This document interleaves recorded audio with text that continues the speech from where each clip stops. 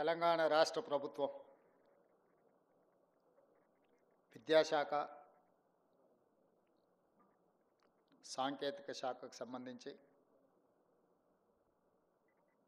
ప్రభుత్వ జూనియర్ కళాశాల లెక్చరర్సు అదేవిధంగా పాలిటెక్నిక్ లెక్చరర్స్ నియామకాల కార్యక్రమాన్ని రవీంద్ర భారతిలో ఏర్పాటు చేసి సహచార మంత్రివర్గ సభ్యులు మిత్రులు పొన్నం ప్రభాకర్ గారు, తెలంగాణ రాష్ట్ర ప్రభుత్వ ప్రత్యేక సలహాదారులు పెద్దలు కేశవరావు గారు, హైదరాబాద్ నగర మేయర్ గద్వాల విజయలక్ష్మి గారు, శాసనమండలి సభ్యులు బల్మూర్ వెంకట్ గారు, ఎంఐఎం శాసనమండలి సభ్యులు, శాసనసభ్యులు శ్రీహరి గారు, చీఫ్ సెక్రటరీ గారు, ఉన్నత విద్యాశాఖ అధికారులు, ఈరోజు నూతనంగా ప్రభుత్వ ఉద్యోగాలలో ఇది ఉద్యోగం కాదు, ఇది ఒక భావోద్వేగము. ఈ భావోద్వేగానికి గత 12 సంవత్సరాల నుంచి ఎక్కడ శాశ్వత పరిష్కారం దొరకగా ఆందోళనలో ఉన్న 1532 మంది ఈరోజు బాధ్యతలకు రాబోతున్న మీకు అందరికి కూడా మనస్ఫూర్తిగా అభినందనలు తెలియజేస్తాను.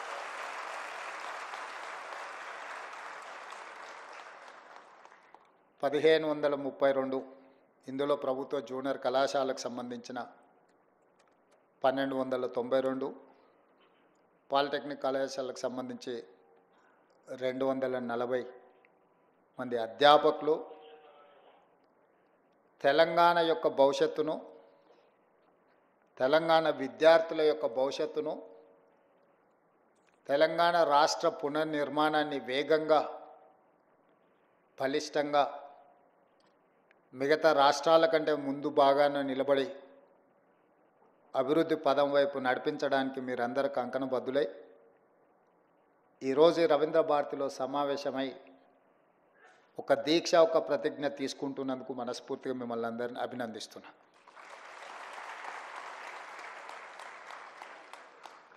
తెలంగాణ రాష్ట్ర నేపథ్యము, తెలంగాణ రాష్ట్ర ఉద్యమం యొక్క నైసర్గిక స్వరూపము, తెలంగాణ ప్రజల యొక్క ఆకాంక్ష నిరుద్యోగ సమస్య. ఈ నిరుద్యోగ సమస్యనే తెలంగాణ ఉద్యమాన్ని ఉవ్వెత్తున ఆకాశమంత ఎత్తుకు ఉద్యమాన్ని తీసుకెళ్ళి ప్రత్యేక తెలంగాణ రాష్ట్రాన్ని సాధించిన దాంట్లో మీరందరూ ముందు బాగాన నిలబడి క్రియాశీలకంగా తెలంగాణ రాష్ట్రాన్ని సాధించారు.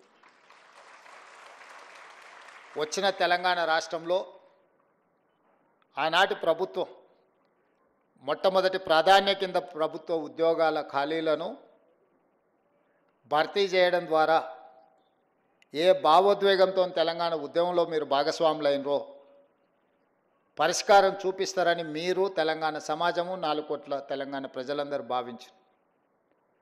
కానీ ఆనాటి ప్రభుత్వానికి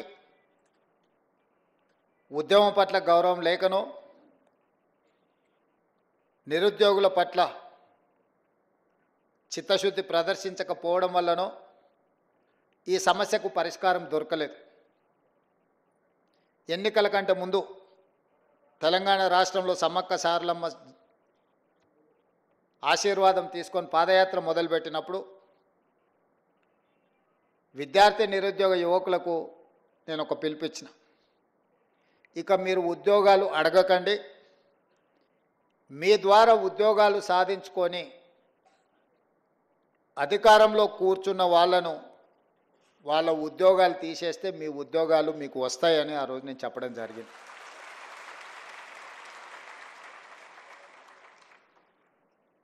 మీరు ఆత్మవిశ్వాసంతో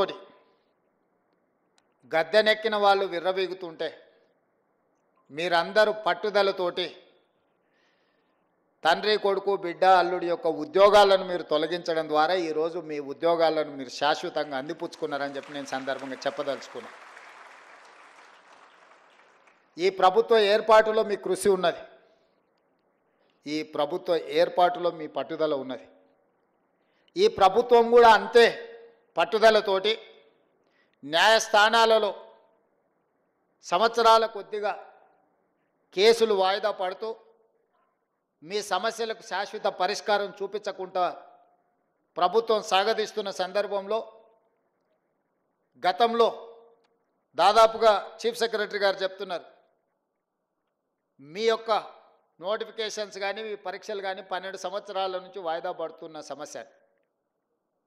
ఈరోజు ఇక్కడ ఉన్నవాళ్ళు 12 సంవత్సరాలు అంటే 22 ఏళ్ళకో 23 ఏళ్ళకో 24 ఏళ్ళ యుక్త వయసులో మీరందరూ పోటీ పరీక్షలు రాసి ఇందులో ఉద్యోగాన్ని సాధించి జీవితంలో స్థిరపడి మీ తల్లిదండ్రులను ఆదుకొని మీ కన్న తల్లిదండ్రులకే కాదు మీరు పెరిగిన ఊరికి ప్రాంతానికి మంచి పేరు ప్రతిష్ట తేవాలని మీరు ప్రయత్నం చేశారు.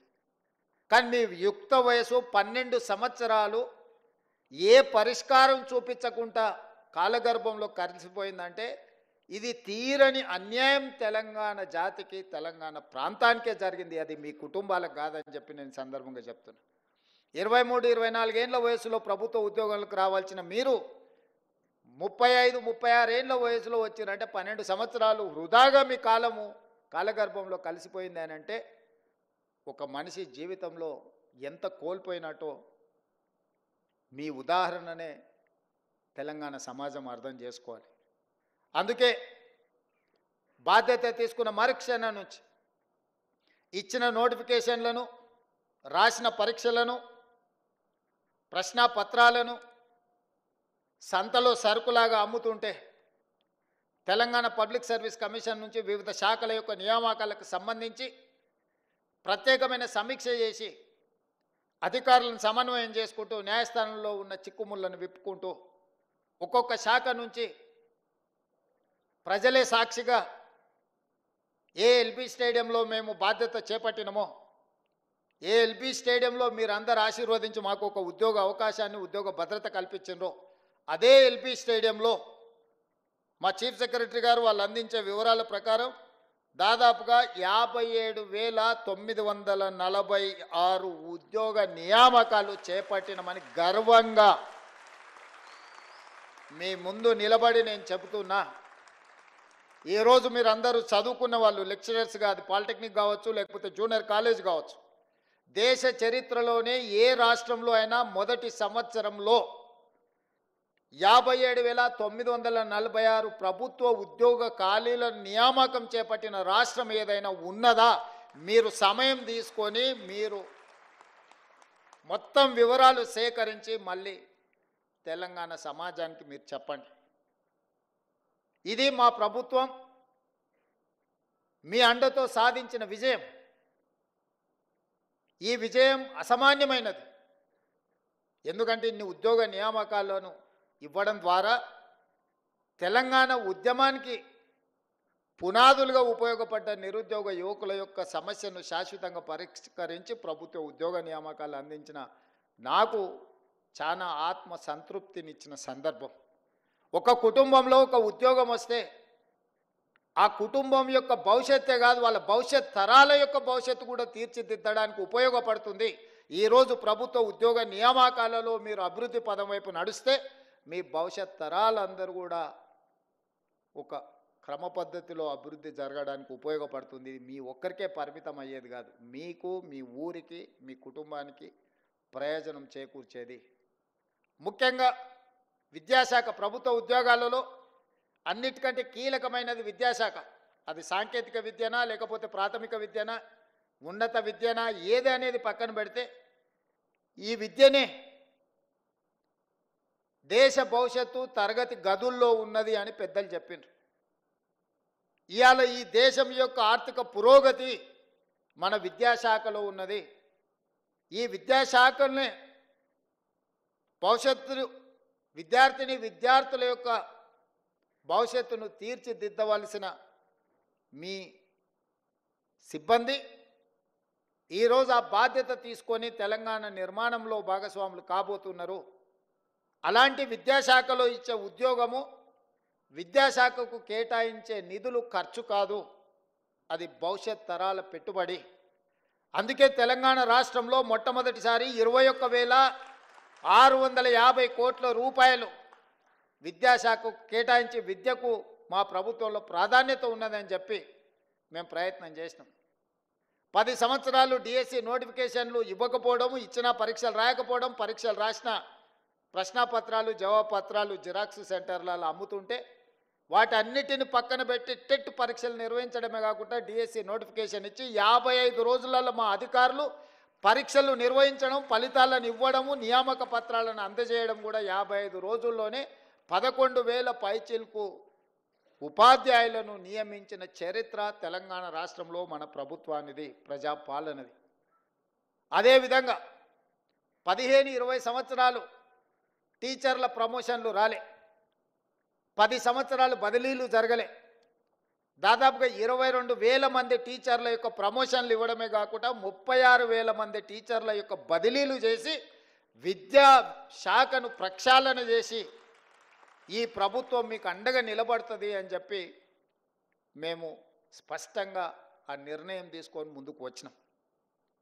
అదేవిధంగా ఈరోజు తెలంగాణ రాష్ట్రంలో విద్యాశాఖ కొంత నిర్లక్ష్యానికి 10 సంవత్సరాలు గురవడం వల్ల దేశంలో ఉన్న రాష్ట్రాలలో అట్టడుగు నుంచి లెక్క పెడితే రెండో రాష్ట్రంగా మూడో రాష్ట్రంగా ఉన్నాం.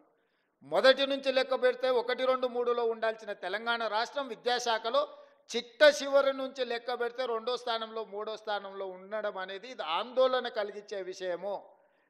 కేరళతో పాటు పోటీపడి రాణించవలసిన తెలంగాణ రాష్ట్రం విద్యాశాఖలో ఇంతగా ప్రమాణాలు పడిపోవడం ఇది ఆందోళనకరము, ఇది తెలంగాణ జాతికి అవమానకరం అని చెప్పి నేను ఈ సందర్భంగా చెప్పదలుచుకున్న మిత్రులారా. వాస్తవాలను అంచనా వేసుకొని వాస్తవాల మీద మనం చర్చించుకొని భవిష్యత్ ప్రణాళికలను నిర్ణయించుకున్నప్పుడే నిజంగా తెలంగాణలో ఉన్న విద్యా ప్రమాణాలను పెంచుకోవడానికి ఉపయోగపడుతుంది. ఈరోజు మేము పోటీ పరీక్షలకు చదువుకున్నాం, పరీక్షలలో ఫలితాలు సాధించినాం, ఉద్యోగం వచ్చింది, మా బాధ్యత అయిపోయింది అని ఎవరైనా అనుకుంటే అది తెలంగాణకు న్యాయం చెయ్యదు, న్యాయం జరగదు. ఈ రోజు నుంచి మీరు రెట్టించిన పట్టుదలతో ఈ రోజు నుంచే మీరు ఇది ఉద్యోగం కాదు, ఇది ఒక భావోద్వేగం, ఈ తెలంగాణ నిర్మాణంలో మేము భాగస్వాములమైనాం, ఇది ఒక గొప్ప అవకాశం మాకు వచ్చిందని మీరు నిర్ణయించుకొని ఈ భావోద్వేగానికి పునరంకితం అవ్వడం ద్వారా తెలంగాణకు మేలు జరుగుతుంది, తెలంగాణ యొక్క భవిష్యత్తు రూపురేఖలు మారబోతున్నాయని చెప్పి నేను మీకు అందరికీ చెప్పదలుచుకున్నాను. అదేవిధంగా ఈ సందర్భంగా 1-2 విషయాలు మీతో నేను చర్చించదలుచుకున్నాను. గవర్నమెంట్లో రెసిడెన్షియల్ నాన్ రెసిడెన్షియల్ స్కూల్స్ని అన్నిటిని లెక్కేస్తే 29,550 స్కూల్స్ ఉన్నాయి, రెసిడెన్షియల్ అండ్ నాన్ రెసిడెన్షియల్. ఈ 29,550 పాఠశాలలల్లో 25,48,449 మంది స్టూడెంట్స్ ఉన్నారు. ఇందులో సిబ్బంది 1,48,449 మంది టీచింగ్ స్టాఫ్ ఉన్నారు. అదే ప్రైవేట్ స్కూల్స్ 11,207 ఉన్నారు. ఆ పాఠశాలల్లో 36,87,753 మంది విద్యార్థులు ఉన్నారు. వాళ్ళ సిబ్బంది 1,83,372 మంది ఉన్నారు. నేను ఈరోజు మిమ్మల్ని అడగదలుచుకున్నా, దాదాపుగా 30,000 పాఠశాలల్లో 25,50,000 మంది విద్యార్థులు ఉంటే 11,800 ప్రైవేటు పాఠశాలల్లో 36,87,000 మంది విద్యార్థులు చదువుకుంటున్నారు అంటే మనకంటే ప్రైవేటు పాఠశాలలు గొప్పవా? మనకంటే విద్యా ప్రమాణాలు ఎక్కువగా ఉన్న సిబ్బంది వాళ్ళ దగ్గర ఉన్నారా? మనం ఎందుకు ఆ ప్రైవేట్ స్కూల్స్తోని కాంపిటీట్ చేయలేకపోతున్నాము? మన కాంపిటీషన్ ఎందుకు వాళ్ళతో పోటీ పడే విధంగా లేదు? ఎక్కడ లోపం ఉన్నదో దాన్ని ఆత్మ పరిశీలన చేసుకోవాల్సిన బాధ్యత ప్రభుత్వానికి, మీకు మాకు ఉన్నదా లేదా ఒకసారి ఆలోచన చేయండి అని నేను అడుగుతున్నా. ఈరోజు ప్రైవేట్ స్కూల్స్ చదువులు చెప్పే అక్కడ ఉండే ఉపాధ్యాయుల యొక్క ఎక్స్పీరియన్స్ కానీ వాళ్ళ చదువులు కానీ మీకంటే ఎక్కడ ఎక్కువ లేవు. నేను చాలా పాఠశాలల్లో వివరాలు తెప్పించిన, కానీ ఫోకసే ఎక్కడో మిస్ అవుతున్నాం. దీన్ని సరిదిద్దాల్సిన బాధ్యత మన అందరి మీద ఉన్నది. ప్రతి సంవత్సరం ప్రభుత్వ పాఠశాలల్లో విద్యార్థుల యొక్క చేరిక తగ్గుతూ వస్తుంది. విద్యా ప్రమాణాలు పడిపోతున్నాయి. ఇది ఆందోళన కలిగించే స్థాయికి చేరుకున్నాము. విద్యా ప్రమాణాలను పెంచడమే కాదు, ప్రభుత్వ కేటాయిస్తున్న నిధుల్ని మీరు లెక్కేయండి. ఈరోజు రెసిడెన్షియల్ స్కూల్స్లో నాకు తెలిసి ఒక్కొక్క విద్యార్థి మీద 40,000 ఖర్చు పెడితే రెగ్యులర్ డే స్కూల్స్లో 80,000 నుంచి 90,000 ప్రతి సంవత్సరం ఖర్చు పెడుతున్నాం మనం. ప్రభుత్వ పాఠశాలలో నెలకు 2,000 ఫీజు పెట్టినా కూడా 24,000-25,000 ఖర్చు పెడుతున్నారు తల్లిదండ్రులు కానీ పిల్లలు కానీ. నెలకు 2,000-3,000 స్కూల్ ఫీజు కడితే కూడా ప్రైవేటు స్కూళ్ళల్లో చదువుకునే విద్యార్థుల మీద పెడుతున్న ఖర్చు 25,000-30,000 ఉంటే ప్రభుత్వంలో చదువుకుంటున్న స్కూళ్ళలో 80 నుంచి 1,00,000 రూపాయలు ఖర్చు అవుతుంది. 80,000 నుంచి 1,00,000 రూపాయల వరకు ఖర్చు అవుతున్న దాంట్లో ప్రధానమైన ఖర్చు అధ్యాపకుల యొక్క జీతభత్యాలు. ఇంత ఖర్చు పెట్టి మనము ఇది ఖర్చు కాదు, ఇది భవిష్యత్తు పెట్టుబడి అని ప్రభుత్వం భావిస్తుంది. ఇట్లాంటి పెట్టుబడి పెట్టి మనం ఫలితాలు సాధించుకోకపోతే ఇది మన అందరం కూడా కలిసి కూర్చొని, నేను మీ అందరి మీద నెపం నెట్టదలుచుకోలే, ప్రభుత్వం వైపు నుంచి కూడా మీకు డైరెక్షన్ కావాలి. లీడర్ అనే వాళ్ళు లీడ్ చేసినప్పుడే మీరందరూ ఆ మార్గంలో నడుస్తారు. లీడరే డైరెక్షన్ లేసుకుంటే మీరు కూడా ఎక్కడికి వెళ్ళాలో మీకు గమ్యం తోయదు. డైరెక్షన్ లెస్ లీడర్గా నేను ఉండదలుచుకోలేదు. I wanted to lead my state. I wanted to develop my state. I wanted to improve my infrastructure. I wanted to take a better policy. Stanford, ఆక్స్ఫర్డ్లో చెప్పేటోళ్ళు ఏం గొప్పోళ్ళు కాదు. మన వాళ్ళే అక్కడికి వెళ్ళి అమెరికాలో మనోళ్ళు చదువులు చెప్తున్నారు. మన పిల్లలే అక్కడికి వెళ్ళి చదువుకుంటున్నారు. మీ దగ్గర నేర్చుకున్న వాళ్ళే చదువుకుంటున్నారు. మేమందరం కూడా గవర్నమెంట్ స్కూళ్ళలోనే చదువుకున్నా. తెలిసి కేశవరావు గారైనా, నేనైనా, పొన్నం ప్రభాకర్ గారైనా, నాకు తెలిసి శాంతకుమారి గారైనా, అప్పట్లో ప్రైవేట్ స్కూల్స్ కూడా లేకపోయిండొచ్చు, ఐఏఎస్లో అయినా చాలామంది కూడా గవర్నమెంట్ స్కూళ్ళలోనే చదువుకొని వచ్చినాం. ఈరోజు ఈ రాష్ట్రాన్ని, దేశాన్ని నడిపించే శక్తి ప్రభుత్వ పాఠశాలల్లో చదువుకున్న మాకున్నప్పుడు రేపటి భవిష్యత్ తరాలకు మనం ఎందుకు ఆ కాన్ఫిడెన్స్ ఇవ్వలేకపోతున్నాం? ఎందుకు తల్లిదండ్రులు మన స్కూళ్ళకు రాలేకపోతున్నారు? ఎందుకు ఈ ప్రభుత్వాన్ని విశ్వసించడం లేదు? ఎందుకు ఈ ప్రభుత్వ పాఠశాలల్లో విద్యార్థులు చేరడం లేదు? ఈ మూలాలను మనం చర్చించుకోవాల్సిన అవసరం ఉంది. మూలాల మీద పరిశోధన చేసుకోవాల్సిన అవసరం ఉంది. పరిశోధన చేయడం ద్వారా వాటిని సరిదిద్దుకోవాల్సిన బాధ్యత మన అందరి మీద ఉన్నది. మనందరం కలిసికట్టుగా నడుం బిగిస్తే ఇదేం పెద్ద సమస్య కాదు.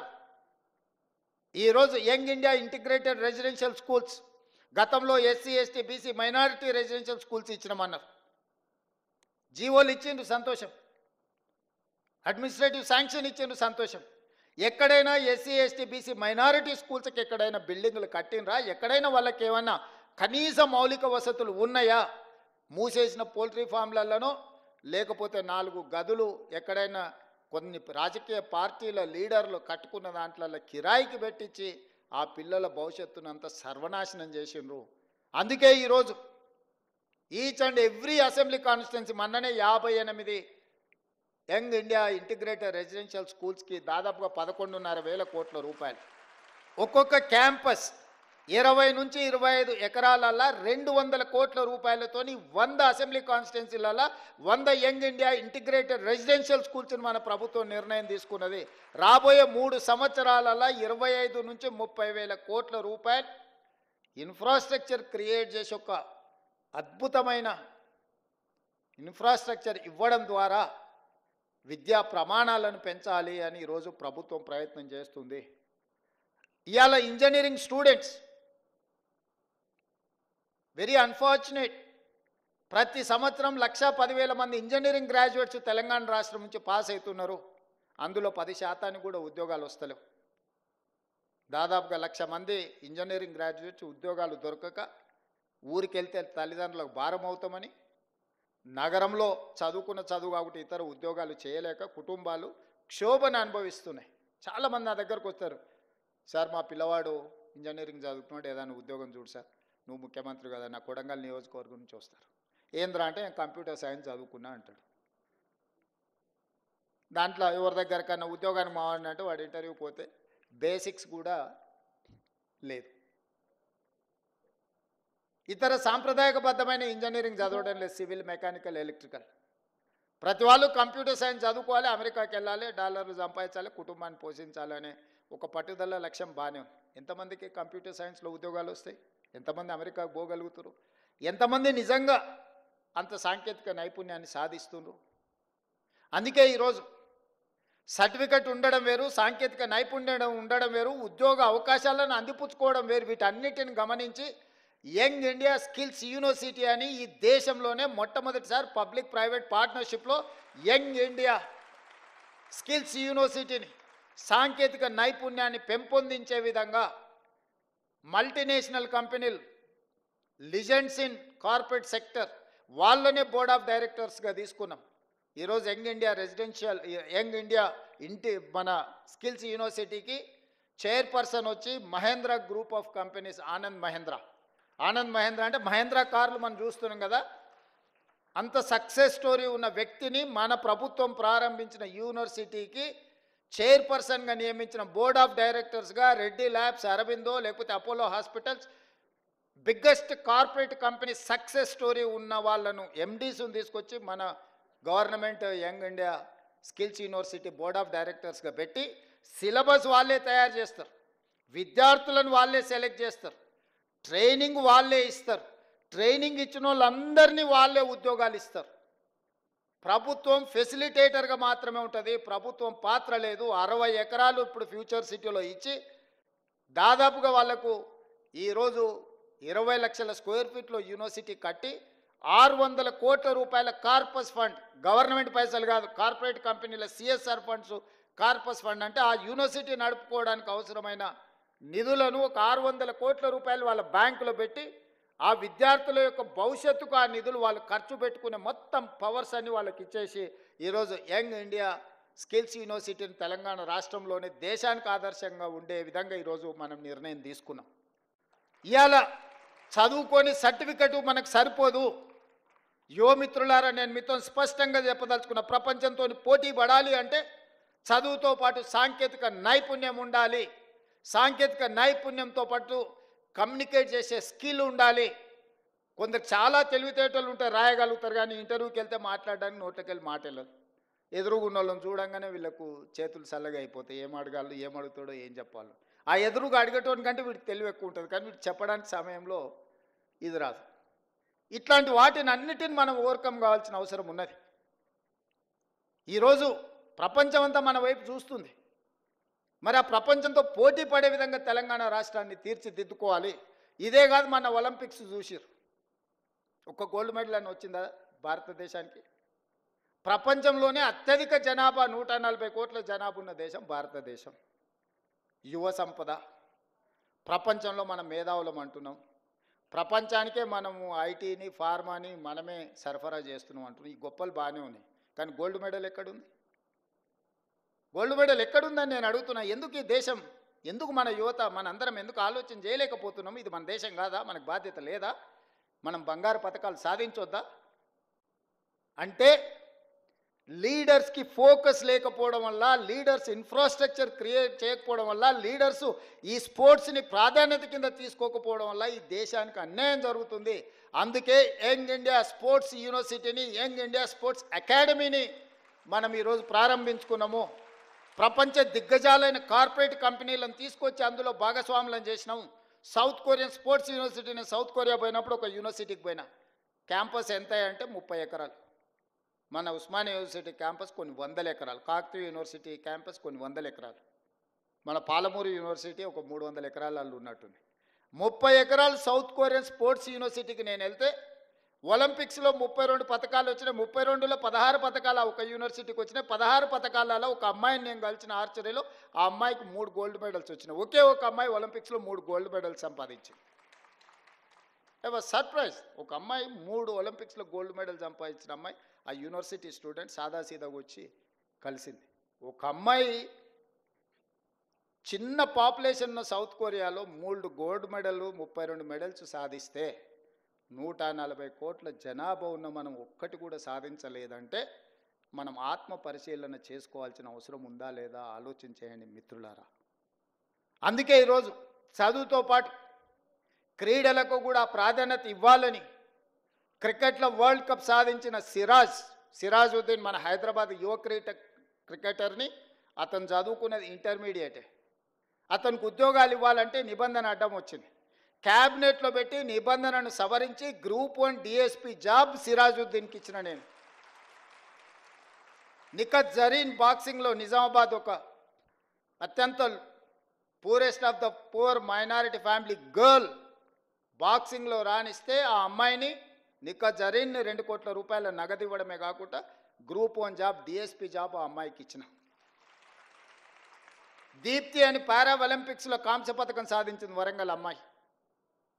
ఆ అమ్మాయికి గ్రూప్ 2 జాబ్ ఇవ్వడమే కాకుండా వరంగల్లో ఇల్లు ప్లాట్ ఇవ్వడమే కాకుండా 25 లక్షల రూపాయల క్యాష్ రివార్డు కూడా ఇచ్చిన. ఇవన్నీ కూడా నేను ఎందుకు మీతో పంచుకుంటున్నానంటే చదువుతో పాటు క్రీడలలో రాణించాలి. క్రీడలు దేశం యొక్క ప్రతిష్టను పెంపొందిస్తాయి. మొన్న నేను ప్రధానమంత్రి గారిని కలిసినప్పుడు 2036లో ఒలింపిక్స్ క్రీడల్ని ఈ దేశంలో నిర్వహించాలని మనోళ్ళు బిడ్డింగ్ చేస్తున్నారు.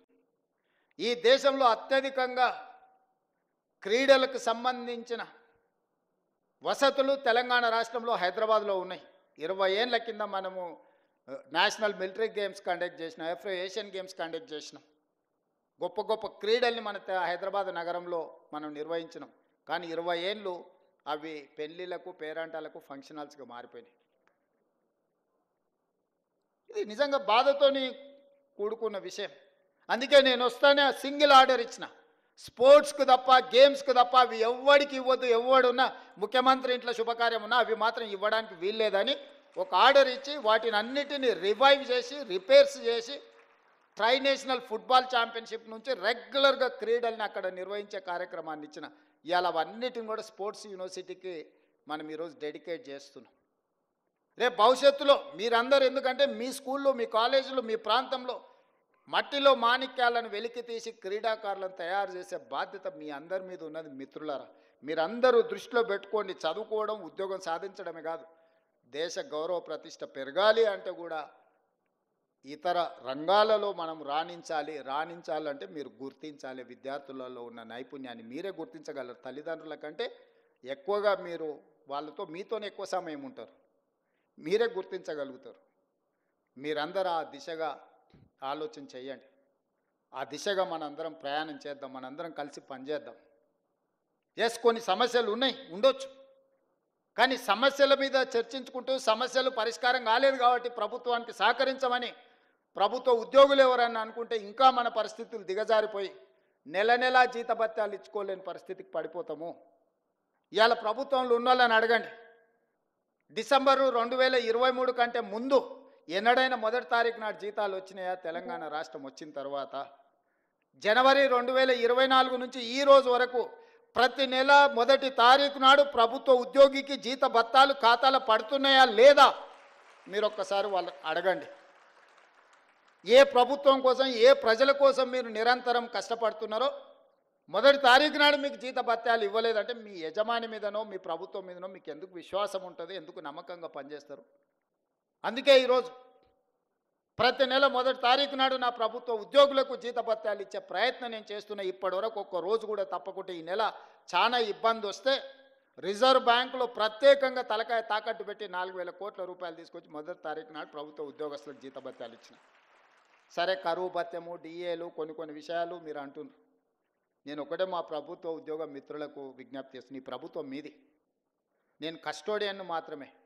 నేను మీ అందరి తరఫున సమన్వయం చేసేవాడిని. నాకంటూ ప్రత్యేకంగా కిరీటం ఏం లేదు. నాకేదో పెద్ద స్ట్రేచర్ ఉందని కొంతమంది మా స్ట్రేచర్ పెద్దదని. ఇంతకుముందే మా ఎమ్మెల్యేలు చెప్పేసిన స్ట్రేచర్ నేను స్ట్రెచర్ మీద కొండి, స్ట్రెచర్ మీద నుంచి మార్చరికి పోతాడు రేపు పొద్దుగాల. స్ట్రేచర్ అనేది పొజిషన్కి ఉంటుంది, ఇండివిజువల్కి ఉండదు. ఇండివిజువల్ పర్సన్స్కో ఇండివిజువల్ కాస్ట్కో స్ట్రేచర్ ఉండదు. ఎమ్మెల్యేకి స్ట్రేచర్ ఉంటుంది, ప్రభుత్వ ఉద్యోగికి స్ట్రేచర్ ఉంటుంది, ఎమ్మెల్యేకి స్ట్రేచర్ ఉంటుంది, ఎంపీకి స్ట్రేచర్ ఉంటుంది, ఎమ్మెల్సీకి స్ట్రేచర్ ఉంటుంది, మంత్రికి స్ట్రేచర్ ఉంటుంది, ముఖ్యమంత్రికి ఉంటుంది, గవర్నర్కి ఉంటుంది, ప్రధానమంత్రికి ఉంటుంది, రాష్ట్రపతికి ఉంటుంది, ఆ కుర్చీకి స్ట్రేచర్ ఉంటుంది. మీకు మీరు మాకు స్ట్రేచర్ ఉందని అనుకుంటే ఆ స్ట్రేచర్ ఉందని విర్రవీగితే స్ట్రెచర్ మీదకి పంపించరు. ఇట్లే చేస్తే ఆ తర్వాత మార్చరికి పోతారు. అది కూడా గుర్తుపెట్టుకోవాలి. అందుకే ఈరోజు మా ప్రభుత్వ ఉద్యోగ మిత్రులకు నేను విజ్ఞప్తి చేస్తున్నా. పైసా పైసా లెక్క మొత్తం మీకు అప్పచెప్తా. ఏది ఎట్లా వంచాలనో మీరే చెప్పురి. ఇక నా దగ్గర ఏం లేదు, అనా పైసా నా అన్ని జేబులలో తీసి మీ ముందర పెడతా, టేబుల్ మీద పెడతా. ఒక్క పైసా కూడా నా జేబులో పెట్టుకొని నా నెల జీతం కూడా మీకే ఇస్తా. ఎట్లా వంచుదామో చెప్పురి. సింపుల్ లెక్క చెప్తా నేను. ప్రతి నెల రాష్ట్ర ప్రభుత్వానికి 18,000 నుంచి 18,500 కోట్ల రూపాయల ఆదాయం ఉంది. ప్రతి నెల రాష్ట్ర ప్రభుత్వానికి 18,000 నుంచి 18,500 కోట్ల రూపాయల ఆదాయం ఉంది. ఓ నెల 200 ఎక్కువ, 200 తక్కువ. ఇది ప్రతి నెల ఆదాయం. 6,500 కోట్ల రూపాయలు ప్రభుత్వ ఉద్యోగస్తుల జీతభత్యాలు, పెన్షన్లు, అవుట్సోర్సింగ్, కాంట్రాక్ట్ ఏదన్నా అనుకోండి, మీకు ప్రతి నెల జీతభత్యాలు ఇవ్వడానికి 6,500 కోట్లు పోతున్నాయి. ఇంకొక 6,500 కోట్లు అయ్యగారు చేసిన అప్పులకు తప్పులకు ప్రతి నెల 10 తారీఖు లోపల కట్టాల్సి వస్తుంది. 7 లక్షల కోట్ల అప్పులు చేసిండు, కాళేశ్వరం లాంటి తప్పులు చేసిండు. ఈ రెండింటికి కలిపి, ఈ అప్పులకు తప్పులకు కలిపి, ఇష్టం ఉన్నా లేకపోయినా, నాకు నచ్చినా నచ్చకపోయినా ఆయన నాకు ఇచ్చిన నజరానా ఏందయ్యా అంటే ప్రతి నెల 6,500 కోట్ల రూపాయలు నేను అప్పులోకి కట్టాల్సిందే. నేను ఒక పూట ఉపాసం పండినా బ్యాంకులో, రిజర్వ్ బ్యాంకులో పడంగానే వాళ్ళే గుంజుకుంటారు, నన్ను అడగను కూడా అడగరు. ఇది ఒక డబ్బా నా ఆదాయం.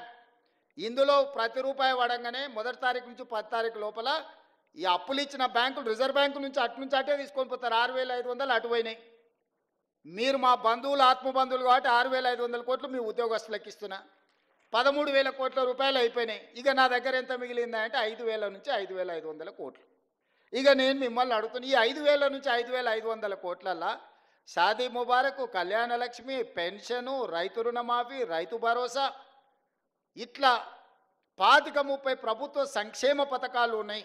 ఇవి కాకుండా అర్ధాంతరంగా ఆగిపోయిన కాళేశ్వరం కట్టాలి, కూలిపోయిన శ్రీశైలం లెఫ్ట్ బ్యాంక్ కెనాల్ని కట్టాలి, పాలమూరు రంగారెడ్డి ఎత్తిపోతలు కట్టాలి, రీజనల్ రింగ్ రోడ్కు నిధులు ఇవ్వాలి. ఈ రాష్ట్రంలో ఏం అభివృద్ధి చేయాలన్నా కూడా ఇందులో నుంచే తీయాలి. ఇక నాకున్న వెసులుబాటు 5,000 నుంచి 5,500 కోట్లు. నేను ఇచ్చిన గ్యారంటీలు కానీ, అంతకుముందు నుంచి వచ్చిన వారసత్వం కానీ,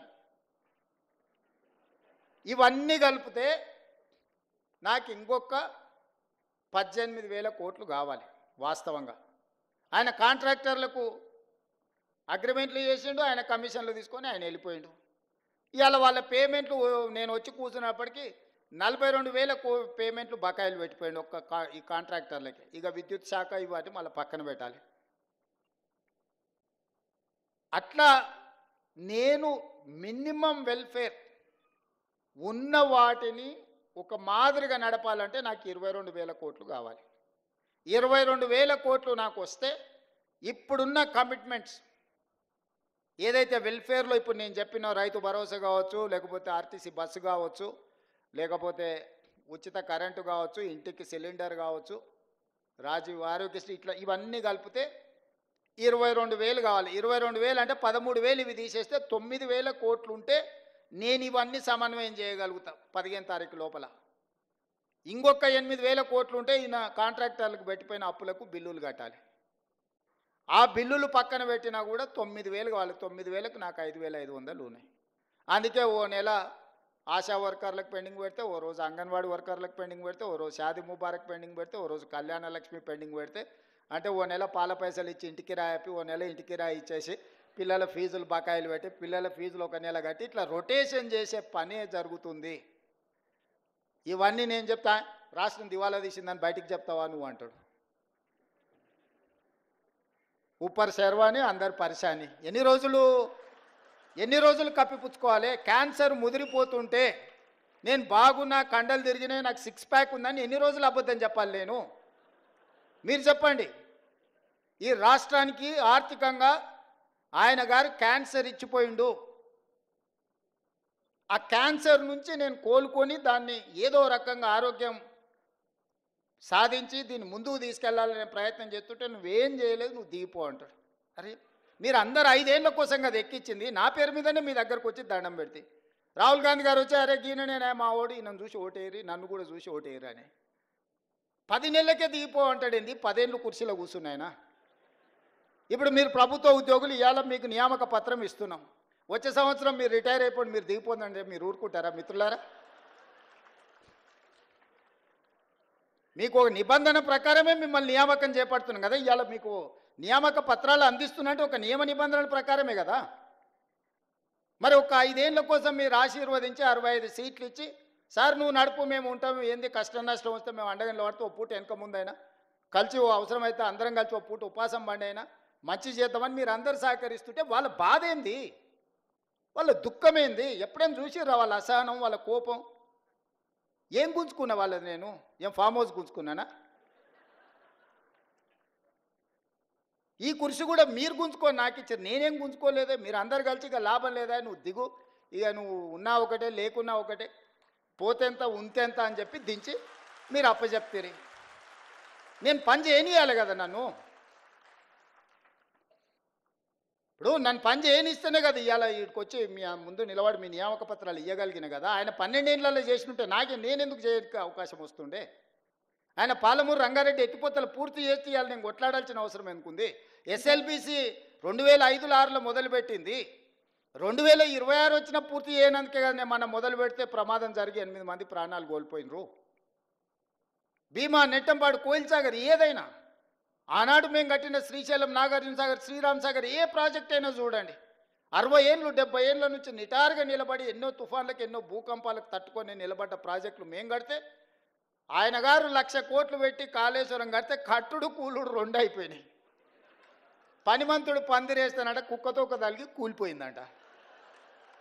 దానికి మేము కాళేశ్వరం కట్టినాం, మేము కాళేశ్వరం కట్టాం. అది కాళేశ్వరం కాదురా నాయన, కూలేశ్వరం ఎప్పుడో కూలిపోయింది.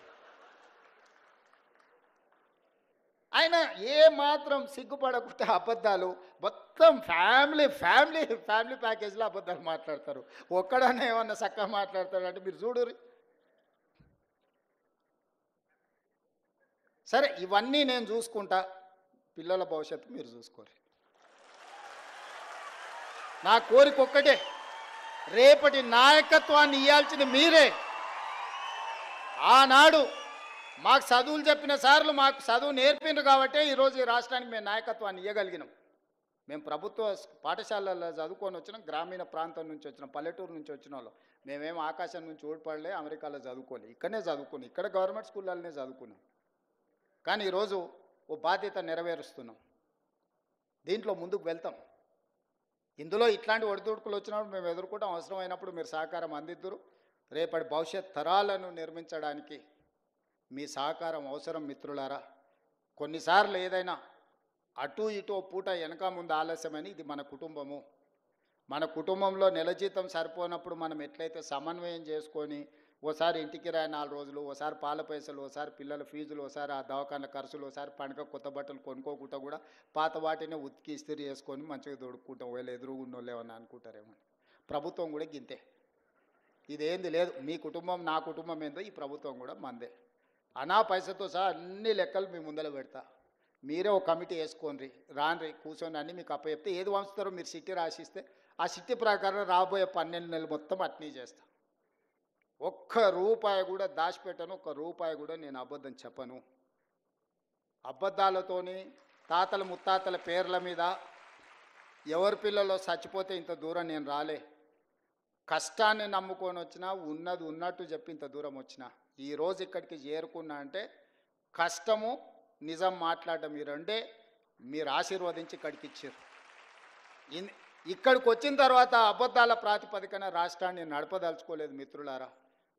కష్టమైన నష్టమైన మీకు చెప్పి, మీకు వివరించి, మీ అనుమతి తీసుకొని ఏం చేయమంటే అది నేను చేస్తా. నాకేం చేసేది ఉంది? ఒక్క రూపాయి కూడా ఇంటికి తీసుకెళ్ళాను. నేను చెప్తున్నా, ఏంది లేదు, ఒక బిడ్డ ఉన్నది, పెళ్ళైంది, వాళ్ళు మంచిగా ఉన్నారు, నాకు వయసు ఉంది, కాళ్ళు చేతులు బాగున్నాయి, ఓపిక ఉంది. 20 ఏళ్ళు ఈ తెలంగాణ సమాజ నిర్మాణం కోసం నేను పనిచేస్తా. మీరు అందగా నిలబడుండ్రి, వచ్చినోళ్ళే కాదు ఉన్నోళ్ళకు కూడా చెప్పుండ్రి, ఇది మన ప్రభుత్వం, దీన్ని రక్షించుకోవాల్సిన బాధ్యత మన మీద ఉంది. మిమ్మల్ని ఎమోషనల్గా డ్రైవ్ చేసి నిన్న మన సర్పంచ్లను కొంతమంది ధర్నా అన్నారు, మా బిల్లులు రాలేదన్నారు. ఎప్పటివా అని అడిగిన, 3 ఏళ్ళ కింది సార్ అన్నారు. 3 ఏళ్ళ కింది ఎవడు ఉండేనే? వాళ్ళ గురువు గారే ఉండే కదా. వాళ్ళ గురువు గారు నిండా ముంచిపోతే నేను ఒకటొకటి కట్టుకుంటూ వస్తున్నా. సర్పంచ్లకు బిల్లులు ఇవ్వాలి కదా. ఆయన అంటాడు తాటి చెట్టు లెక్క పెరిగింది కానీ అవగిందంత అవగాహన కూడా లేదు. ఆయననే కదా ఆర్థిక మంత్రి ఉన్నది, ఆయన ఇస్తా అంటే నేను వద్దన్నానా?